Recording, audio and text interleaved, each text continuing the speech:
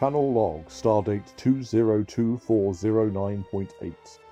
We are en route to Starbase Gale Force 9 to conduct a forensic survey of a miniature board game that aims to place players in command of their very own away team. Set against the backdrop of the pivotal events at Wolf 359, the game promises to deliver the adventure and immersion of what some fans regard as Star Trek's golden age. Yet many mysteries remain regarding this discovery. Is the game set to stun long-term fans, or will their nostalgia barely survive first contact? What will we make of these strange new miniatures? In short, can this game truly energize its players, or can't it? Yeesh, tough crowd. Set a course for the review. Engage.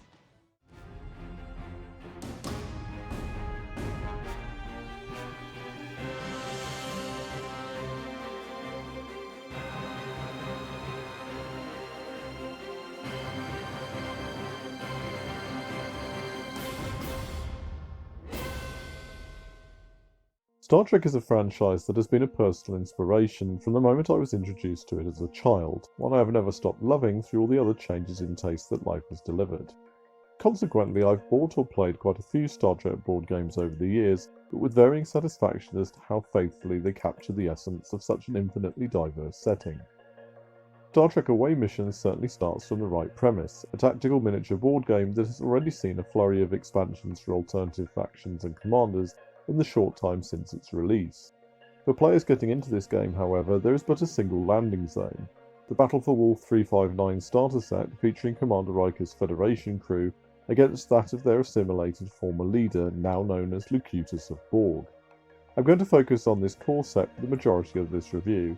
After all, if the game cannot stand up without purchasing dozens of additional boxes of material, then investing in it longer term is likely a risk most players won't bother to take. Similarly, whilst the game includes rules to adapt the game to a 4-player team game or a 3 or 4-player free-for-all, it is very clear from both the emphasis of the rulebook and the presence of only 2 away teams in the core box that the game is positioning itself as a 2-player versus game, and this is the mode that we will review in this video. Star Trek Away Missions is a game that sounds far more complicated described in full than is really the case, so I'll try to keep to a basic overview here. Having selected their away team, the players will collectively build the map for each particular game by placing boards onto the table and then deploying their models within predetermined zones on the board. The game takes place over 3 rounds, during which players activate models alternately until all of their crew have taken actions, with a bonus action mechanic in place to balance out any disadvantage that would otherwise be caused by away teams of differing size or due to casualties during the course of the game. During each activation, characters can take 2 actions, be they different or the same action twice. Basic actions include moving around the ship and initiating combat with enemy characters. Each team will have an overarching mission that will likely take several turns to complete or will accumulate over time, but they can also score points by resolving cards from their unique mission deck. These missions will be aided by the use of a second deck of cards, the support deck, containing items and events that can be played instead of or in addition to certain actions to benefit the player. Often cards from both decks will trigger according to specific game circumstances, including some that trigger during your opponent's turn. Besides movement, most actions carry a probability of success that will be resolved through a dice roll. The number of dice rolled is determined by the relevant stat of your character. For example, skill tests will attract a number of dice equal to the character's current skill statistic, though this is sometimes modified if the character in question has a relevant specialization or a useful item of some kind. They will also gain an additional dice if a friendly character is in the same space teaming up with them. Where the action is not directly opposed by characters from the enemy team, any dice showing 4 or above are considered successes. However, often, and especially in the case of combat, the other player will have an opportunity to defend against or otherwise oppose your roll.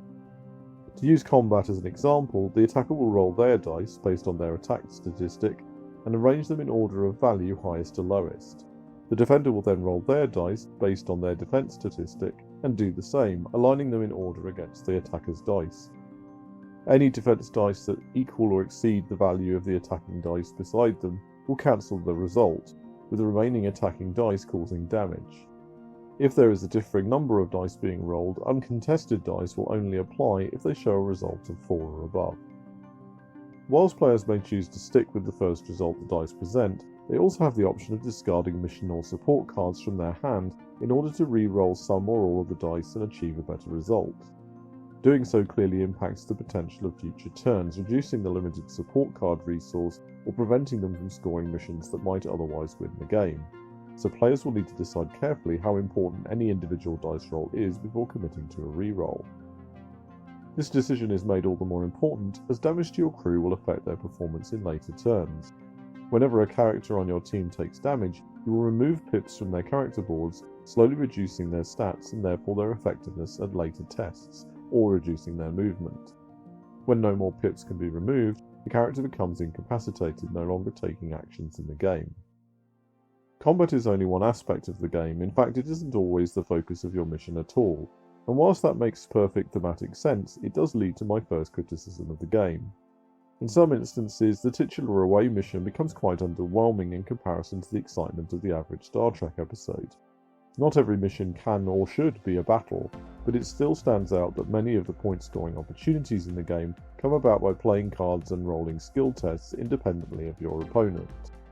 This is neither a particularly immersive mechanic on its own, nor does it encourage the sort of tactical back and forth that would increase the tempo of the game.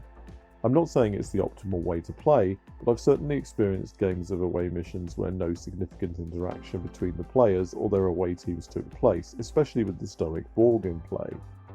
Similarly, whilst the decks of both factions in the box are technically customizable, doing so did not seem to radically alter their playstyle, though it is possible that future releases will make this option far more impactful.